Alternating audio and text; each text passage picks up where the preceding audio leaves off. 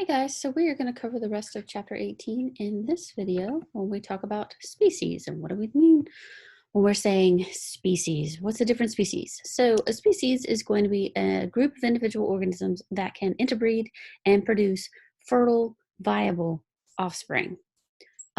So one species is going to be distinguishable from another species when it's not possible for matings to produce fertile, viable offspring. So you can see pictures of all of these little puppers, and we've got a poodle and a cocker spaniel and the cockapoo. These are all modifications of the same species. I mean, all dogs came from wolves. They're all Canis lupus, and the subspecies of familiaris. So these can all interbreed and produce viable, fertile offspring. Now, should certain species interbreed? We wouldn't want a Chihuahua and a Great Dane interbreeding. That would be terrible. But could they? Probably. Um, so just because they look the same, though, doesn't mean that they are the same species. So these guys look similar. They've got a brown body. They've got a white head. They're both raptors. But this is the African fish eagle versus our American bald eagle over here. So just because they look the same does not mean that they're going to be the same species. What's a hybrid? So a hybrid is going to be the offspring of two different species. And usually that hybrid is infertile. So we have a horse, we have a donkey.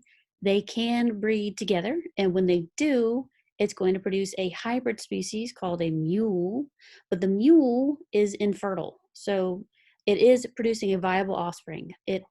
Their offspring from the two different species coming together produces a baby, and that baby lives, it survives. But this baby isn't fertile. This baby, the mule, is infertile. So you can't have a whole population of mules. You're not going to have mules make new mules. That's not how it works. So hybrid is crossover of two different species producing a viable offspring, but usually the hybrid is infertile, like lions and tigers. Normally aren't going to be together and reproduce together, but you do see ligers and tigons from people messing with things they shouldn't be doing. Speciation. So when you have one original species and it branches off into two, that's speciation. So all of us came from the last universal common ancestor, and that branched, and we had prokaryotes and then eukaryotes and then all the eukaryotes and blah, blah, blah, blah, blah. Down the way, that's speciation. When we start with one and we branch away and you have two. When we talk about speciation, let's go back. We have allopatric and sympatric. So allopatric is going to mean other, patric is your homeland. Allopatric means that they've evolved in other homelands. Sympatric means that speciation occurred in the same place, in the same homeland. So allopatric, different homelands. Sympatric, same homeland. So we're going to talk about the different types of these. So with allopatric, going to different homelands, we have three different terms up here. We have dispersal, and dispersal is going to be when a few members of the species move to someplace else. So we talked about we've got pictures of animals that have found a new place. They just wandered off from the herd and they found a new place and they set up shop there, and that's where they're going to be. They have dispersed to a new location. So wolves are currently being reintroduced to the continental US. It happened in the 90s, right, when we put a wolf pack back in Yellowstone, and we are having wolves continue to disperse from Yellowstone. We are having wolves disperse from Canada up north where they were still surviving. So they are going into new places where they haven't been for the last 100 years. They are dispersing. Vicariance. Vicariance happens when you have a natural situation that's going to isolate the population. So vicariance, we have the northern spotted owl over here, who looks kind of sort of like its Mexican spotted owl cousin over here. These guys have a situation where they're physically isolated. What is this right here? This is the Rocky Mountains. So the Rocky Mountains are going to physically isolate this guy from this guy. So that's going to be vicariance, physical isolation. And then we have adaptive radiation, which we mentioned before in the previous video, where you are going to have a founder species, the finch that came over from the mainland and all of its buddy finches, that got brought over, and then they set up shop in Galapagos, and they saw all of these different niches to take over, and they did, and they irradiated into all of these different variations. They speciated out into these different variations. That's adaptive radiation. So all of these are going to different places, and if you go to a different place, allopatric speciation. What about if you stayed in the same place and you still speciated? How does that even happen? So with sympatric speciation, you can have speciation happening where you live in the same place. So we have, I'm going to slaughter this name, Lake Apoyaque. It's in Nicaragua, and they are having some fish that live in the same place. They are cichlids, so they're all stuck in the same lake. We aren't going someplace else. We're not connecting or isolating two different parts of the lake. They're speciating within the lake. So the lake is going to be deep, right? We're going to have, the surface level water closest to the sun. It's going to have more plant life. And then a little lower, maybe a little bit darker, and we'll have a different type of plant life there. And then way down low, it could be even darker. Visibility is harder to see, and the light's not getting down as far. So these will have different biomes, different life that lives in these different levels within the water. And that's how you can have different speciation within the same location. So we can have sympatric speciation with thin-lipped cichlids versus thick-lipped cichlids. Maybe this one likes to eat the snails that live on the bottom, and this fish likes to eat the plants that live, right up on the surface of the lake. Speciation within the same location. If anybody has seen cichlids, say at a pet store or Georgia Aquarium, they come in a variety of colors and sizes and stripes and no stripes. So sympatric speciation happening in the same location. What about if we are going to have some type of non-disjunction happening, where we could have aneuploidy, where we have trisomy or monosomy, when we talked about that happens in when the chromosomes are separating away in meiosis. We might have this when the gametes are formed. So we could have aneuploidy, trisomy, or monosomy, where we have just one or an extra chromosome for that specific pair, for that specific set, chromosome 22 or trisomy 21. That's aneuploidy, where we have monosomy or trisomy. Polyploidy was going to be where we have a whole extra set. So instead of one N haploid gametes meets up with another one N haploid gamete and forms a diploid zygote, we have a whole other set. So this gamete here that's haploid meets up with this gamete here, but this gamete here isn't haploid. It's diploid on accident. And now instead of two N's coming together, we have one N and two N's over here making a 3N polyploid organism. So how does this happen? It could be autopolyploid. Here's our aneuploidy again. Sorry, I skipped ahead. Aneuploidy, where we're talking about just one or an extra chromosome, trisomy or monosomy. Here's our autopolyploidy. So polyploidy, a whole another set. Autopolyploidy is yourself. You're doing it yourself. You have an extra set of your own chromosomes. Allopolyploidy is when the two gametes come together and they are going to have an extra set that way. So it's not an extra set of your own. Your gametes meeting up with another gamete from another organism that has an extra set. So that is allopolyploidy, coming from a different one.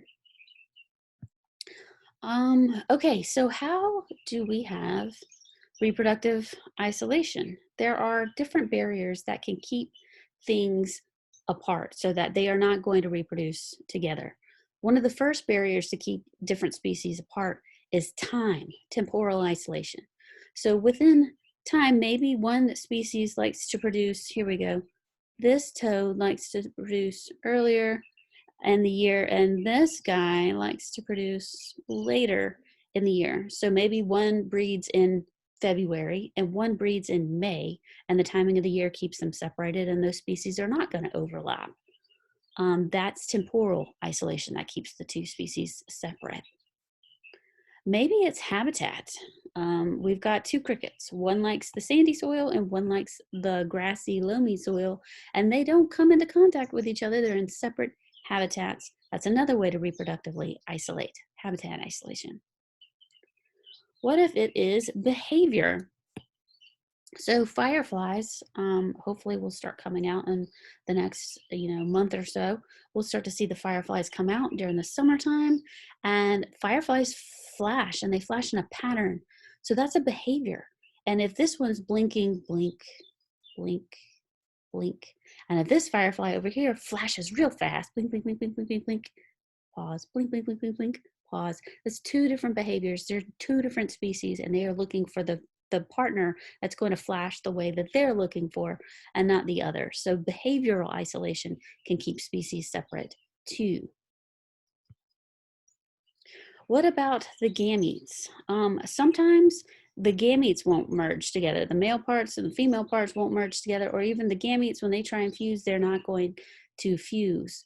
So that can prevent fertilization from taking place. These are all prezygotic, keeping the species separate so that they can't get their gametes together and form a zygote. What about postzygotic barriers?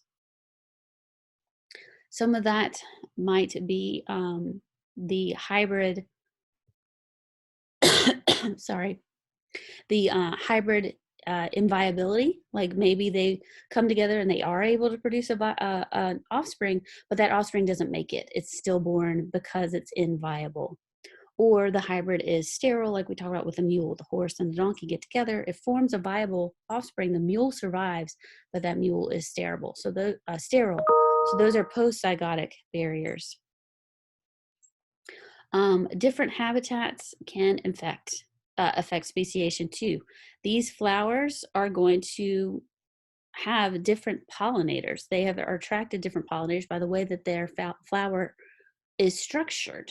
So we have honeybees that like this one, and the flower is big enough for a honeybee to sneak on in there, while this one is the trumpet creeper flower. We have these here, by the way. These are natives.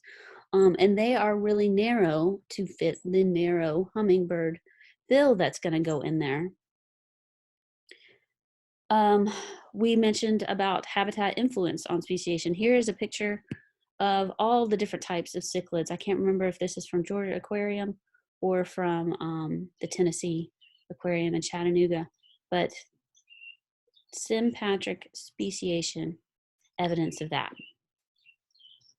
All right, our last section is going to talk about reconnection and the rates of evolution, rates of speciation.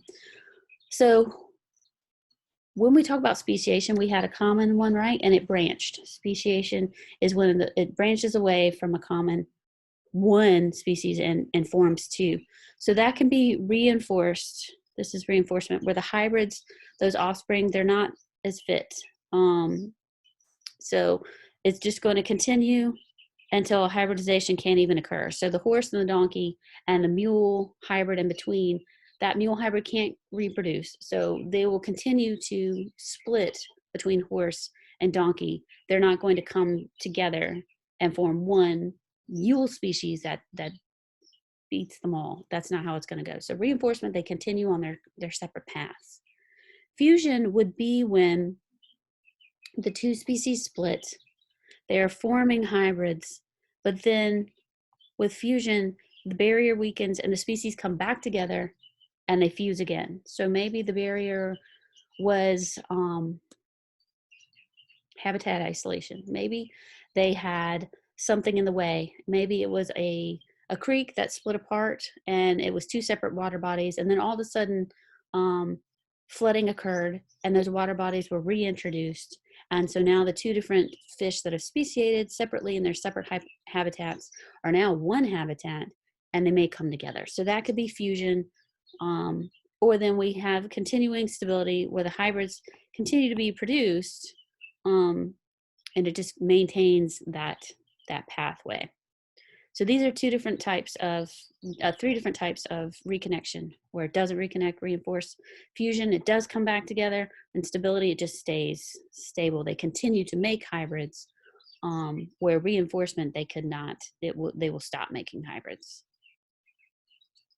How about the rate of speciation? How fast is that happening?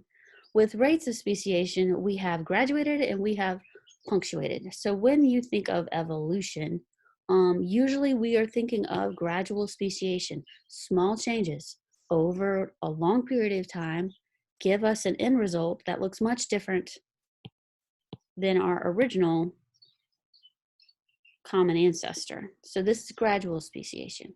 There is also punctuated equilibrium, and with punctuated, you are going to have quick changes from the parent species, and then it may remain unchanged for a long time.